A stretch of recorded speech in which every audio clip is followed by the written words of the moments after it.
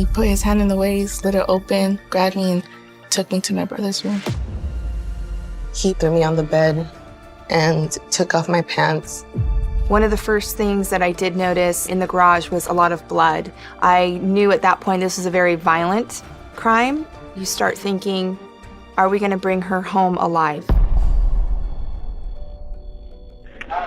This is Little Caesar's Pizza. How can I help you? Imagine you're working a Sunday evening shift at a pizza counter. It's quiet, the kind of quiet where you mostly just wipe down surfaces and watch the clock, and then the phone rings.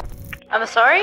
Who is this? You pick up, you say your usual greeting, and on the other end, nothing, just breathing. Then a voice, tiny, female, very young, and she's not ordering pizza. She's spelling out a street address, one letter at a time, like she's terrified that if she rushes, she'll get it wrong, like everything depends on getting it exactly right. You don't know it yet, but that little girl has been missing for 3 days. She was 9 years old when a man broke into her home, assaulted her, handcuffed her, and drove away with her while her mother bled on the garage floor. You don't know that while she was locked in a room in an unfamiliar house, she was running an investigation, collecting evidence with her bare hands, memorizing addresses, memorizing phone numbers, memorizing every turn the car made in the dark, building a case against the man who held her captive in case she didn't survive long enough to tell anyone. And you don't know that she spent 3 days earning the trust of the person who was hurting her, smiling at him, asking him questions, keeping herself alive through sheer psychological strategy at 9 years old. This is not a story about a child who got lucky. This is not a story about a miracle. This is the story of Jeannette Tamayo, a little girl from San Jose, California, who decided that if nobody was coming to save her in time, she was going to save herself and take the man who took her down with her. To understand how we got here, we need to go back to the beginning, to a completely ordinary Friday afternoon in early June, San Jose, California, June 6, 2003. It's the kind of city that never really stops moving, the southern end of Silicon Valley, packed with families, working neighborhoods, school buses, corner stores, a place where kids walk home from the bus stop every single day, and nothing happens. Jeannette Tamayo was 9 years old, almost 10. She lived with her mother, Rosalia, who worked hard to keep the household running, and her older brother, Paul, who was 15. By all accounts, they were close, the kind of family that looks out for each other. On this particular Friday, Jeannette stepped off her school bus and started the short walk home. Nothing felt unusual. It was warm. It was a Friday. The weekend was ahead of her. When she got to the front door, she noticed the screen door was slightly open. She assumed her mother had come home early from work. She walked in, dropped her things, and headed to her room. That's when she saw the window. It had been smashed from the outside. Broken glass was scattered across the floor, inside her room, meaning whoever broke it had pushed through from the outside in. She backed out immediately and ran for the phone. Dead. The cable had been cut. She was alone in the house. Someone had been inside, and she had no way to call for help. Before she had even 30 seconds to process that, there was a knock at the front door. She turned around. A man she had never seen was standing on the other side of the screen. And when he was asking me questions, he was kind of peeking inside, trying to see who was in there.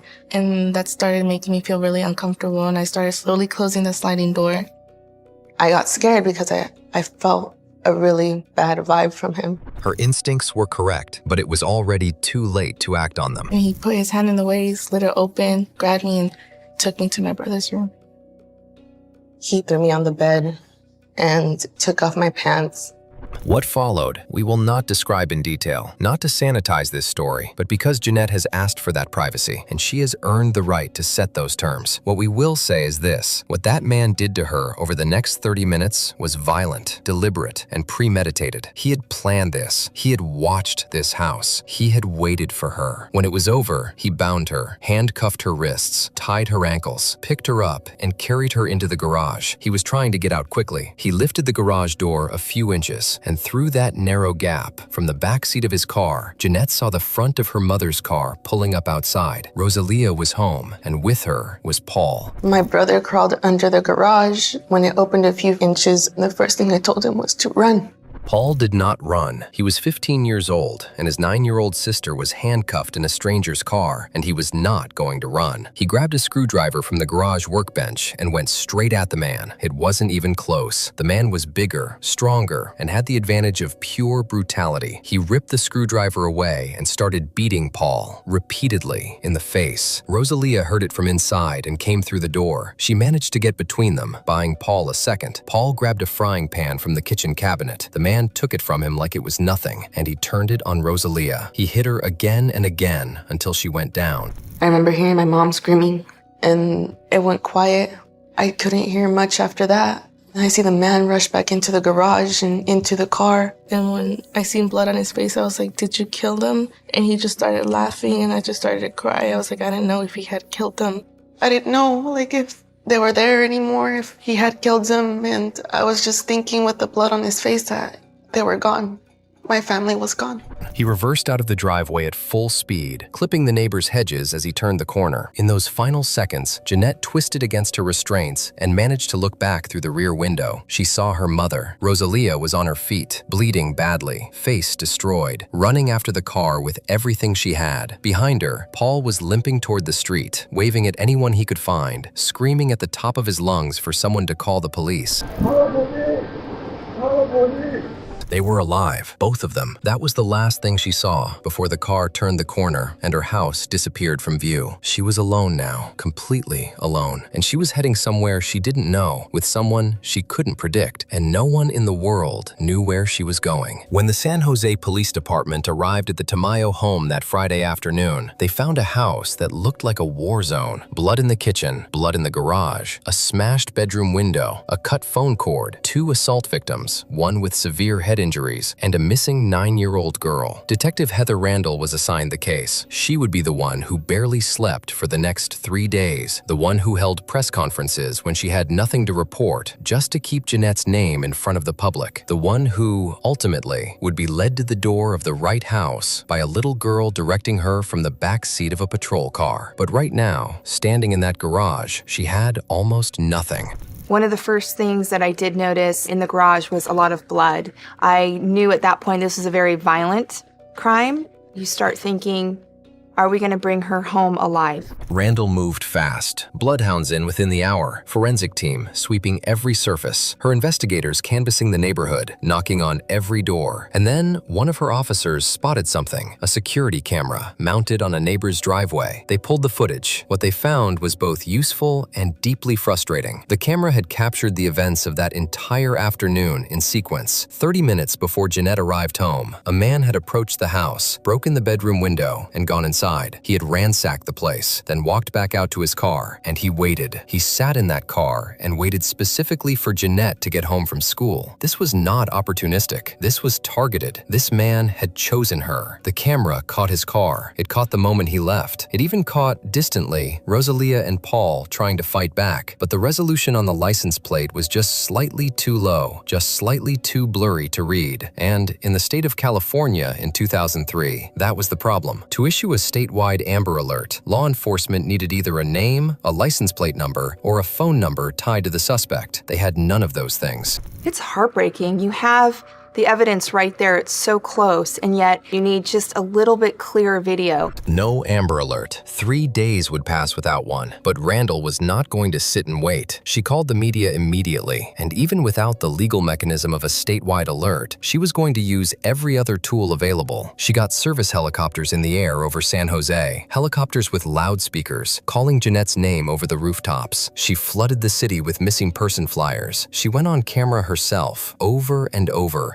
in press conference after press conference, to make absolutely certain that every person in the Bay Area knew that this child was missing and needed to come home. It puts 1,000 more sets of eyes out on the street, and we knew it was extremely important to push the information out to the public, give them a picture of Jeannette, make sure that flyers were flooded throughout the city. Meanwhile, at the hospital, Rosalia was being treated for her injuries, which were serious. Her head had been struck multiple times with a heavy pan. She should have been resting. She should have been focused on her own recovery. She refused to get in the ambulance until police physically forced her onto the stretcher because all she wanted to do was tell them everything she remembered, every detail, every second, whatever could help. A mother, I don't care what happened to you, you thinking and your kids, but I don't can do anything. I don't can do anything. I don't protect my kids.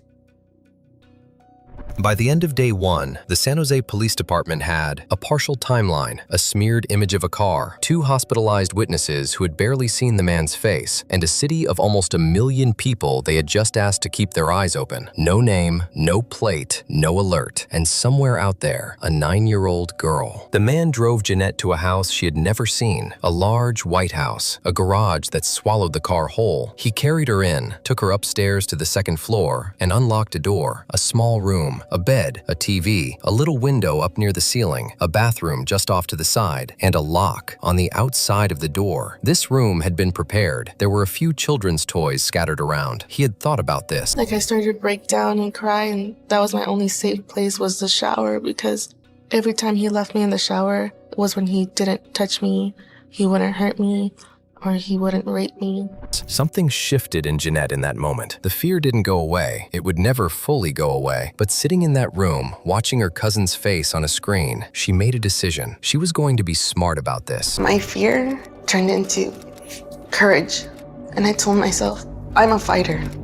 I'm gonna make it. Let me explain what Jeannette understood, intuitively, at 9 years old, that a lot of adults might struggle to grasp in that situation. She understood that brute force was not available to her. She was small, she was restrained, he was bigger and unpredictable. Any attempt to physically fight or flee had a very high probability of getting her killed. But she also understood something else. She watched crime shows with her brother, CSI, Law and Order, the kind of procedural dramas where the detective always wins because the detective always finds the evidence the criminal thought they'd left behind. My brother and I would always watch CSI, Law and Order, and the detectives on the shows would always look for clues. She had 2 goals now. First, stay alive long enough to escape or be found. Second, make absolutely certain that when this was over, there was enough evidence to put this man in prison, because she was not going to let him do this to someone else. To stay alive, she needed to manipulate him. She needed him to trust her. She needed him to believe she wasn't a threat. Because my life was at risk, I said to myself, I have to have a conversation with him so he gains my trust. So she started small. She asked him where he was from. He turned around, looked at her, suspicious. Then, slowly, he smiled, and in her chest, she felt absolute disgust. But on her face, she smiled back. She asked if she could have a glass of water. He handcuffed her to the bed frame and went downstairs. She was alone. Jeannette started working at the handcuffs, and here is where her captor made a critical mistake. These weren't proper police restraints. They were mechanical, cheap, and if you knew where the latch was, you didn't need a key. I remember feeling with my fingers a little button and like a latch. I realized that if I moved the latch one way and pressed that button, the handcuffs would release. Free. She had maybe 60 seconds. She moved immediately, no hesitation. First, his watch from the nightstand, fingerprints. Second, her underwear from the bathroom. She had watched enough CSI to know what investigators look for in assault cases. Third, a small clay turtle, one of the toys he'd left in the room. More fingerprints. Physical evidence that she had been there. She was building a case. At 9 years old, in the room where she was being held captive, she was building a prosecutable case against the man holding her. Then she heard the stairs. I jumped back on the bed, put the handcuffs on, and once he walked through the door, he just looked at me, and in my mind I was hoping, please don't touch me, because I had things on me that I was afraid that he might find. He didn't find them. Day 3 arrived, and back in San Jose, the Tamayo family was fracturing under the weight of waiting. Rosalia was out of the hospital, but barely holding together. The police were still working. Randall hadn't stopped, but they had nothing new to show for it. And then, one of the officers delivered the statistic that no family of a missing child ever wants to hear. Past 48 hours, most kidnapped children are never found. I feel very, very, very sad because you're scared. My daughter, she's a little kid. She had only 10 years. I asked the police what happened with my daughter. When my daughter came by, say, maybe never. I'm screaming a lot. My daughter I don't see for 3 days. I don't feel comfortable because I don't protect her. I don't protect her. I don't feel good. 72 hours. That was the cliff, and they were standing right at the edge of it. On day 3, Jeannette's strategy was working. She had been talking to him, asking questions, pretending interest. She had been patient in a way that most adults couldn't sustain in the best of circumstances, let alone in these ones. And slowly, almost imperceptibly, he had begun to let his guard down. He asked her if she was hungry. She said yes, and then he did something extraordinary. He handed her his cell phone and told her to call for pizza. My befriending was working.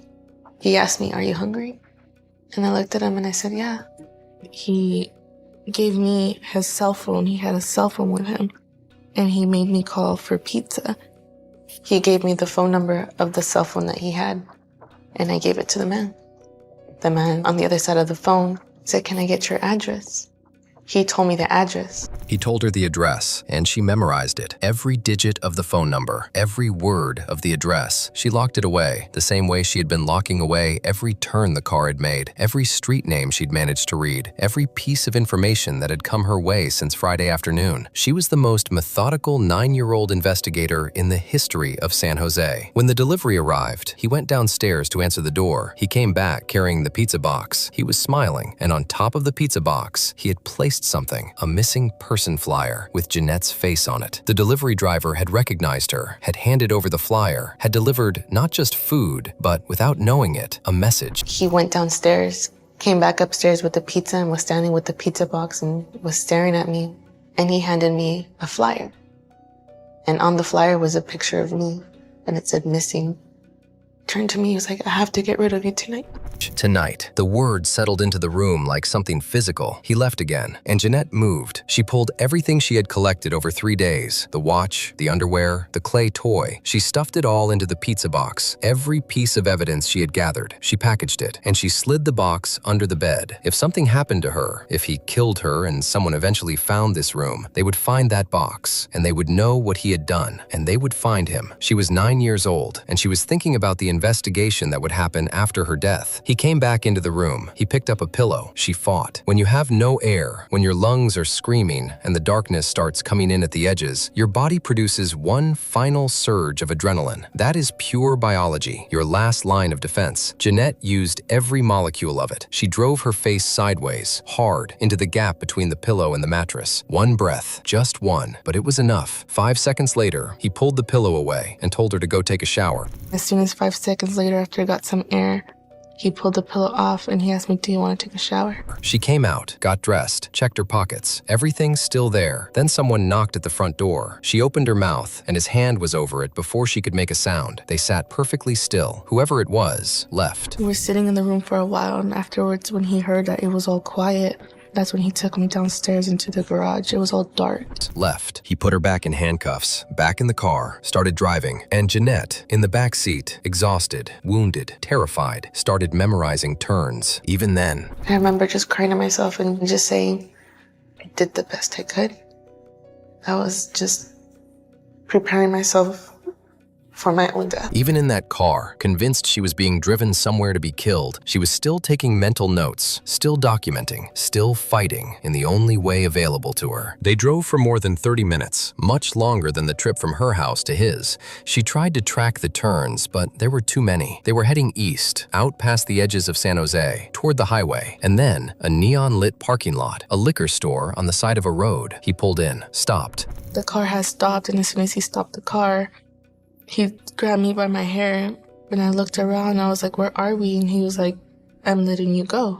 And when he grabbed me by the back of my head, by my hair, he pulled me towards him. He was like, "If you ever tell anybody what I did, or who I am, or anything about me, I will come back for you, and I will kill your family, and I will kill you too." He released her, and then he drove away. She stood there for a second, just standing in a parking lot she didn't recognize, in East Palo Alto, miles from home, with handcuff marks on her wrists and 3 days of evidence in her pockets. And then she ran for the liquor store. I was just all kinds of emotions in one, and I remember the gentleman that was behind the counter looking at me and asking me, "Are you okay?" And then he said, "You're the little girl from TV." The man behind the counter didn't hesitate for even a second. He handed her the phone. When he saw how badly she was shaking, how completely overwhelmed she was, he took it back and dialed 911 himself. She said, "Let me use the phone." I said, "Okay, here's the phone." When she started dialing the phone, She was panicking, scared. She don't know how to dial the number. The San Jose Police Department received word. Jeannette Tamayo had been located in East Palo Alto. Detective Randall was in her car before the call ended. When Randall pulled up to that liquor store and got out of her car, she was looking at a little girl who had been through 3 days of things that most people cannot bring themselves to imagine. She walked up slowly, carefully, the way you approach someone when the most important thing in the world right now is not to frighten them. I walked up to her and I said, "Hello, Jeannette. My name's Heather, and I'm here to help you." And before I really said anything else, she let me know that she had some evidence in her pocket. Randall stopped. Jeannette reached into her pockets, and one by one, she laid it all out. His watch, her underwear, the clay toy, every piece of physical evidence she had gathered, cataloged in her mind, protected through a smothering attempt, and carried in her pockets for hours while sitting in his car in the dark. She proceeded to pull the toys, her underwear, the kidnapper's watch, and other items out of her pockets. Shocked to see how clever the little girl was, Randall asked her if she had anything else that could help them catch him. She asked for paper, and Jeannette drew the house, the layout of the room, the staircase, the garage. She wrote down fragments of the address. She wrote down every digit of his phone number, everything she had memorized over 72 hours, every single thing she had filed away in her mind because she'd decided, on day 2, watching her cousin on the news, that she was either going to fight her way out of this or make sure that fight counted for something, even after she was gone. I asked her, "Do you think you can find his house?" And she said, "I think I can." And she said that she could direct us by saying right or left, right or left. Think about what Randall was being asked to trust here. She was being asked to navigate a police pursuit of a violent offender based on the spatial memory of a 9-year-old girl who had been handcuffed in the backseat of a car, in the dark, for 30 minutes. She didn't hesitate. She trusted her. They got in the patrol car and started driving back towards San Jose, Jeannette in the back, watching the streets, processing the landscape the way she had trained herself to do over 3 days of captivity. At the same time, another officer was on the phone, working through every pizza delivery place in that part of the city, trying to match the number Jeannette had given them to an address. They didn't need the pizza place to finish the job. I felt brave. I think that's why I stood up in the back of the car and started yelling and saying, "That's it." She recognized the house. Randall got the call from the pizza restaurant a few minutes later. The address matched exactly. She immediately ordered a tactical response team and canine units, and she ordered them to move now. Our SWAT team then put a plan in place to go and take him into custody. They had a layout of the home from Jeannette, and they went in and were able to determine that he was hiding up in the attic. He tried to evade. He made threats. The dogs were released. He came down with injuries on both arms. He was handcuffed, with real ones this time, and walked outside. And then Heather Randall went upstairs. She walked into that small, locked room with the TV and the tiny window. She got down on her knees, and she looked under the bed. The pizza box was exactly where Jeannette said it would be, full of evidence, documented, preserved, ready, built by a 9-year-old girl who had decided that if she was going to die, she was going to make it count. The suspect was booked in the early hours of June 9th, 2003. He had been operating under an alias. Fingerprinting later tied him to his actual name. The confusion itself became part of the court record. The Santa Clara County District Attorney filed 9 felony charges: burglary, kidnapping, sexual assault, rape, forcible lewd acts, battery, and special circumstances. Before Jeannette could go home, she needed to go to the hospital. She had been stabbed with the screwdriver during the abduction. The wounds were real, and they hadn't been treated. After 3 days of captivity, her body had simply been absorbing the damage because she had no other choice. Now, finally, someone could take care of her. Rosalia and Paul followed the ambulance. When Jeannette was stable, they were allowed into the room. I remember them taking me to the hospital, running tests on me. I remember opening the door and seeing my mom. And her face was so bad. Like, she didn't even look like my mom. Rosalia's injuries were serious. She had been beaten badly enough that her own daughter barely recognized her. And Jeannette's first response, after 3 days of captivity, after an attempt on her life, after everything, was to reach out and touch her mother's face and ask if she was okay. I think she touched my mom's face. She said, "You're hurt." You know, she was so brave. She didn't care about herself. She was worried about us. You're everything to me, you and Paul were. Yeah. Very happy because I met my dad. For example, it's when she born, second time for me. In January 2005, approximately 18 months after the kidnapping, the case reached its conclusion in a Santa Clara County courtroom. The jury had already returned its verdict, guilty on multiple felony counts. The judge sentenced the convicted man to 102 years to life in prison. 102 years. The case was described by those in the courtroom as exceptionally violent, and the sentence was framed accordingly. Post-conviction litigation followed, state appellate review, then a federal habeas petition filed in August 2007. Both were ultimately denied. He remains incarcerated. The years that followed weren't easy for Jeannette. That's important to say clearly, because stories like this sometimes skip the aftermath. They end at the arrest or the sentencing, as if those moments close the chapter entirely. They don't. Jeannette spent years barely leaving the house, afraid of men, afraid of the outside world, afraid of what might happen if she let her guard down for even a moment. She went to therapy for 6 years. 6 years of work before something finally started to shift. 12 years after the kidnapping, a television production brought Jeannette and Detective Heather Randall into the same room for the first time since the case closed. Two people who had been bound together by 3 of the worst days either of them had ever experienced. I never really got the chance to come back and tell you guys thank you for everything that you did. I really appreciate it. You were strong, you're smart. What happened was you were amazing. You were brave, and that's why you're here today. Jeannette Tamayo went on to study law enforcement. She wants to be a detective. She wants to do for someone else's missing child exactly what Heather Randall did for her. She also wants to be a voice for every victim who never got to tell their story, for every missing person whose case never got resolved, for every survivor carrying something nobody else can see. Everybody has a story. And no matter what life throws at us, no matter what obstacles, we're all fighters. And we all have the ability to keep going. I turned my fear into courage. I got my family back. A 9-year-old girl, no Amber Alert, no statewide search, no one coming in time. So she collected evidence, memorized addresses, memorized phone numbers, hid a pizza box under a bed in the room where she was being held captive. And when they finally let her go, she led the police straight back to the door. She built the case herself, and she made sure he never got out.